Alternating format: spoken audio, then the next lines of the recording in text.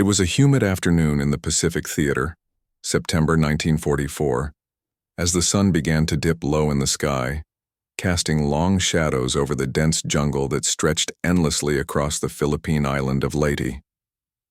The deafening roar of machine, gunfire, and explosions reverberated through the air, drowning out the desperate shouts of men, the cries of the wounded, and the steady rhythm of marching boots. The American forces had finally made landfall, their amphibious assault bringing them face to face with the fiercely entrenched Japanese defenders. Amidst the chaos, a group of women, their uniforms tattered and their faces drawn with exhaustion, were being led through the jungle at gunpoint. These were no ordinary soldiers, no infantry units or Navy personnel. These women were part of the Japanese Imperial Army's Auxiliary Corps, specifically trained to serve as propagandists, nurses, and medics. But now, they found themselves prisoners of war, their once predominant roles in the wartime effort utterly undone, as the Americans stormed Leyte's shores, securing the island for the next phase of their campaign. They began to uncover something far more sinister than the typical wartime violence. Propaganda posters, printed in mass, adorned the walls of Japanese military installations, some of them featuring these same women. The posters had been crafted to bolster morale for the Japanese, featuring images of stoic soldiers, heroic leaders, and powerful nationalist rhetoric that painted a picture of invincibility. For these women, whose efforts in the propaganda war had made them revered figures in their homeland, the surrender and capture were more than just a loss of territory. They marked the complete and utter collapse of the image they had worked so hard to build. The American soldiers, faced with the brutality of the war and the determination of their adversaries, now found themselves holding a peculiar power over their captives. As their eyes fell upon the propaganda material surrounding them, a decision was made, a decision that would haunt the captured women for the remainder of the war. The posters, their faces now a symbol of the very thing they had once fought for, were taken down and burned. The flames licked at the edges of the glossy paper, turning them to ash, as the women were forced to watch. Their humiliation was not merely in their capture, but in the destruction of the image they had built and the very ideals they had believed in. In that singular moment, as the last embers of their past lives as propagandists flickered out of existence, the women were stripped not only of their titles, but of their identities. They were no longer symbols of power or national pride. They were simply prisoners captured, humiliated, and discarded. The world had changed around them, and they were no longer in control of their fate. As the war escalated, propaganda became a potent weapon, wielded by both sides with equal fervor. For Japan, it was a key tool in rallying the population behind their war efforts and maintaining national morale. By the time the United States entered the Pacific conflict in 1941, Japan had already been at war for years. The Japanese Imperial Army, having occupied large swathes of Asia, faced mounting pressure from the Allied forces. Yet instead of retreating, they adapted their strategy, infusing every corner of society with the spirit of nationalism and using women as symbols of the strength and resilience of the empire. These women were more than mere supporters of the war effort. They were part of a broader ideological movement that sought to elevate Japan's position in the world through unity, discipline, and sacrifice. The role of women in wartime Japan was complex. Initially, their contributions were seen as supplementary to those of men, confined to traditional roles such as nurses, factory workers, and caregivers. But as the war dragged on, the Japanese government saw an opportunity to bolster morale through women's involvement in the war effort on a more symbolic level. The Imperial Army's propaganda machine capitalized on the image of the ideal Japanese woman, stoic, unwavering in her support of the nation, and willing to endure the harshest conditions for the greater good. It was in this climate that the Japanese Women's Auxiliary Corps began to take shape. These women were tasked with a wide array of duties, including serving as nurses, administrative support, and even participating in the dissemination of war-related propaganda. The Japanese government and military saw in these women an opportunity to strengthen the resolve of the population.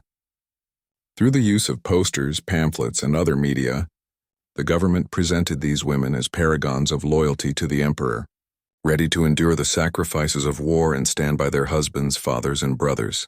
Women were also depicted as part of the machinery of war, necessary for the functioning of the country's war effort. The propaganda posters in which these women appeared often featured carefully constructed imagery.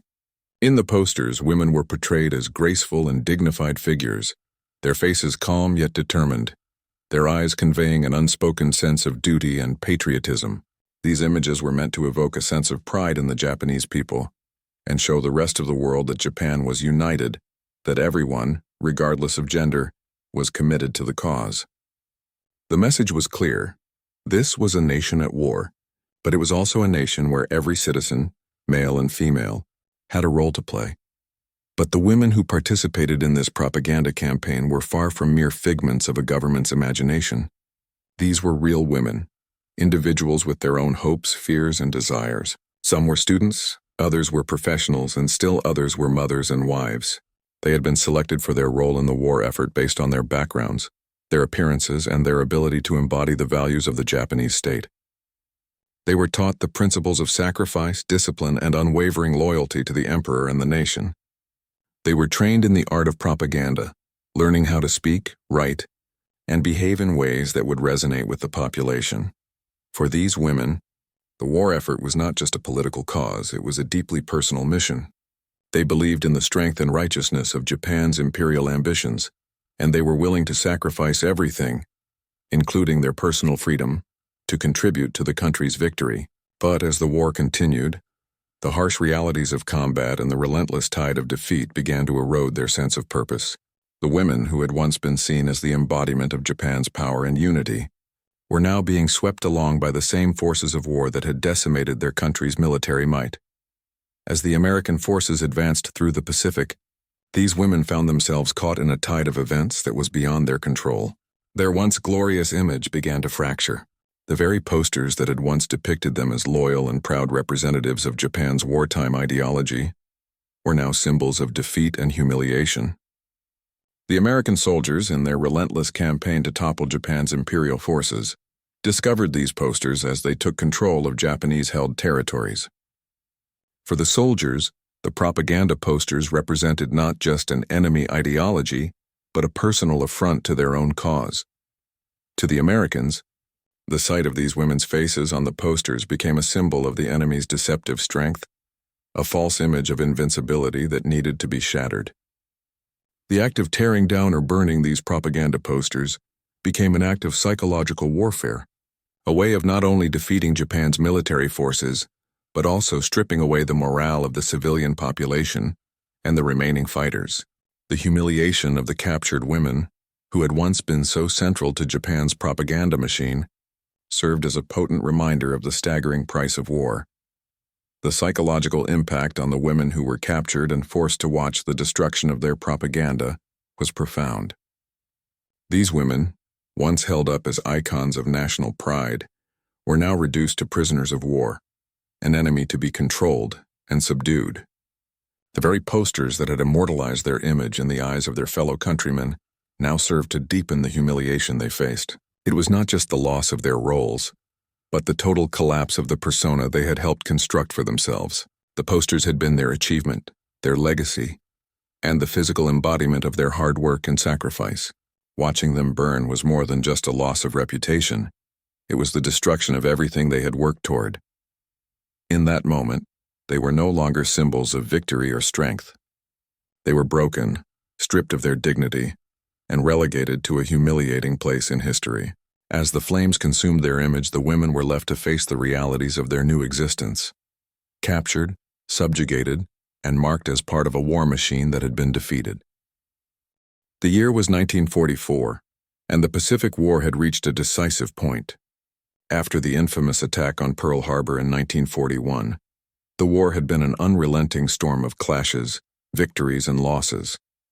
However, as the United States and its allied forces began to secure victory after victory, it became clear that the Japanese Empire was on the back foot, unable to recover from the crushing blows dealt by the Americans. For the women who had served as propagandists and nurses within the Imperial Army, the world around them had grown darker and more uncertain. The Japanese defeat at the Battle of Midway in 1942 had been the beginning of the end. From that point on, the Japanese were forced into a defensive position, and the war began to turn in favor of the Allies. The American strategy, focused on an island-hopping campaign, was starting to erode Japan's military capabilities, one atoll after another. With each successive battle, the Japanese lost valuable resources and territory. The American forces, bolstered by a sense of inevitability, pressed onward with unwavering determination. By the time the Americans landed on the beaches of Leyte, the tide had already shifted irrevocably. The Japanese, struggling to maintain their hold on the Pacific, were slowly but surely being driven back. In response, they escalated their defenses, but the writing was on the wall. The propaganda campaigns that had once instilled a sense of indomitable strength in the Japanese people now seemed hollow in the face of a series of overwhelming defeats. As the American forces pushed forward, their soldiers found themselves encountering the physical remnants of Japan's imperial ambitions: buildings, bunkers, and propaganda materials, each one telling the story of an empire in decline. Among the debris, the posters of Japanese women, carefully designed to be the face of the nation's strength and pride, had become symbols of defeat. The American soldiers, having witnessed the destruction of countless lives, also understood the power of psychological warfare. They recognized that the burning of these posters would strike at the very heart of the Japanese resolve. For the women who had worked tirelessly to create these images, their fate had come to symbolize the collapse of everything they had believed in. For the Americans, the act of burning the propaganda posters became more than just a tactical move. It was a symbolic moment. As the posters were consumed by fire, the soldiers understood that they were witnessing the final act of an era. The images that had once rallied the Japanese people now crumbled into ash, representing the destruction of a once proud image. But the humiliation of the women who had been part of this effort was far from over. As the women POWs watched their faces burn in the flames, it became evident that their psychological and emotional ordeal was far from over. To be a prisoner of war during World War II was to endure not only the physical hardships of captivity, but also the relentless mental and emotional toll of defeat. For the women who had been central to the Japanese propaganda machine, the destruction of their images was a particularly bitter pill to swallow. They were no longer the proud faces of a mighty empire. They were defeated, forgotten, and discarded like any other casualty of war. The immediate consequences of this act were far-reaching. As the Allied forces gained ground in the Pacific, they began to methodically dismantle the Japanese military infrastructure. The fall of Leyte in late 1944 marked a significant turning point in the war, as it paved the way for the invasion of the Philippines, one of the final strongholds of the Japanese military in the region. The destruction of the propaganda posters symbolized the loss of Japan's ability to sustain the illusion of invincibility. The psychological blow delivered by the American forces was not merely tactical. It was strategic, aimed at breaking the spirit of the enemy's soldiers and citizens alike. For the women, however, the immediate aftermath was a brutal reality. Many were subjected to the indignities of being prisoners of war, treated as lesser beings, stripped of their dignity, and forced to endure the harsh conditions of captivity. Some were eventually repatriated to Japan after the war, but their identities had been forever changed. They had gone from being powerful symbols of the nation's strength to anonymous figures in a war they had lost. The trauma of their experiences, combined with the loss of everything they had fought for, lingered long after the war ended.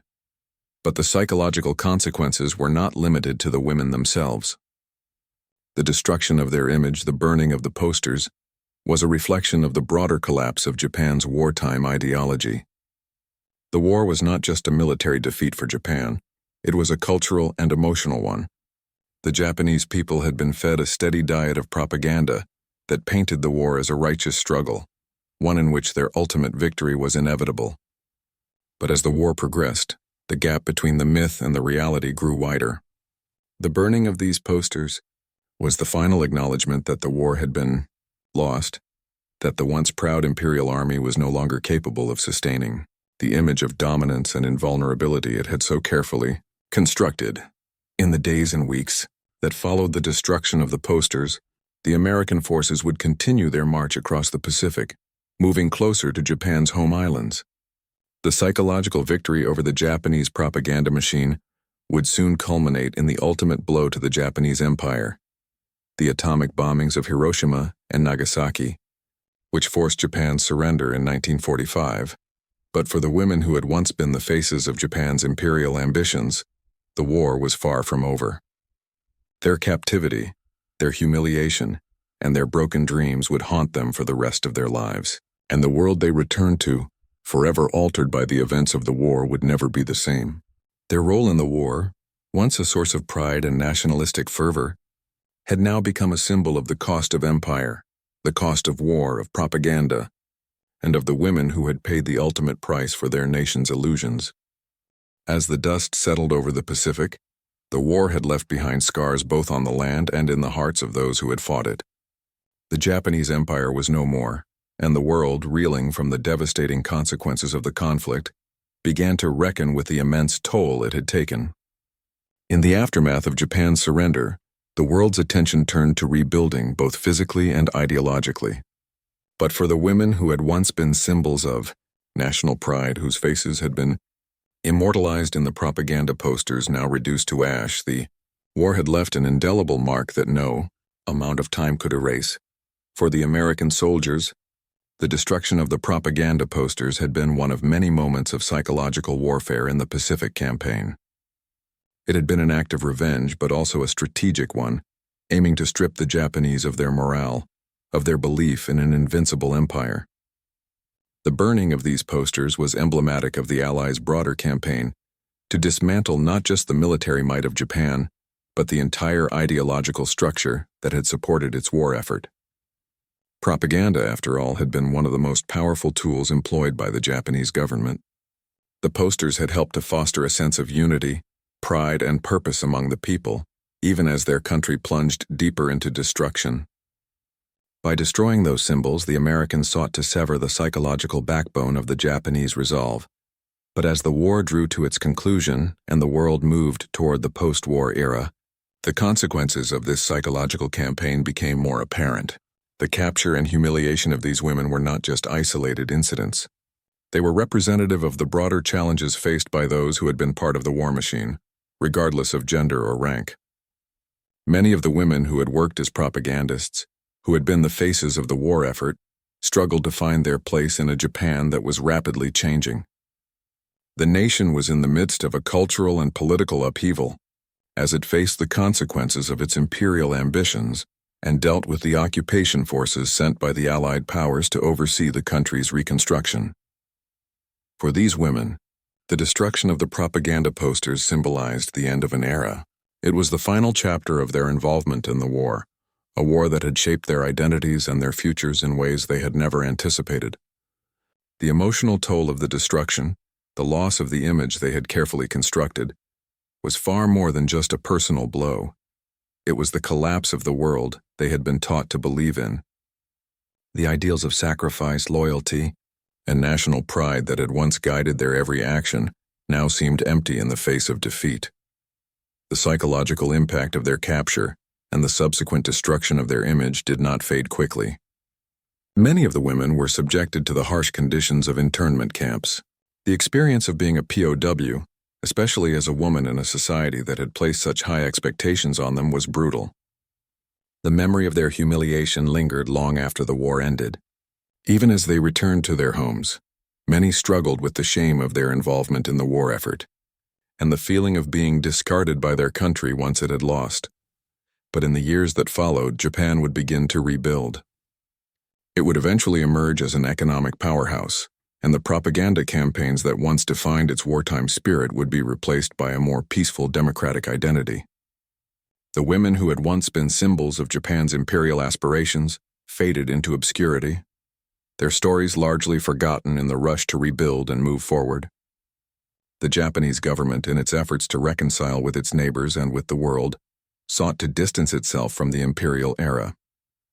The faces of the women on the propaganda posters, once central to the identity of the empire, became symbols of the past, relics of a time better left behind. Yet the emotional and psychological scars borne by these women were not so easily erased. In the post-war years, some began to tell their stories. They spoke of their time in the camps, of the betrayal they felt when their images were burned, and of the internal conflict they faced as women who had once believed in the righteousness of their country's cause. These women became living reminders of the cost of war, not just the destruction of cities and infrastructure, but the toll it took on the human psyche, on the individuals who had been swept up in the fervor of nationalism and duty. The broader implications of their experience resonated across generations. The humiliation they endured, the loss of their identity, and the destruction of their place in the narrative of their nation were profound lessons in the dangers of propaganda and nationalism. The images that had once bolstered Japan's military might now serve as cautionary symbols, reminders of how easily the human spirit could be manipulated by the forces of ideology and power. The burning of the propaganda posters was not just an act of revenge against the enemy. It was a reminder of the fragility of national pride and the devastating cost of war. As the world moved into the Cold War era, with new ideologies and new conflicts taking shape, the legacy of World War II began to take on new forms.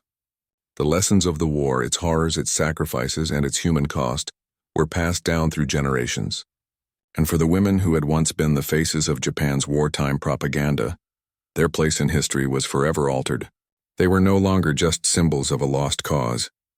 They had become part of a larger, more complicated narrative about the human experience in wartime, one that encompassed not just the victors, but also the defeated, the oppressed, and the forgotten. As we reflect on their story, we are reminded of the fragility of identity, the power of propaganda, and the toll that war takes on the human spirit. The burning of those posters was not just the destruction of images, it was the destruction of an entire way of life, an entire belief system.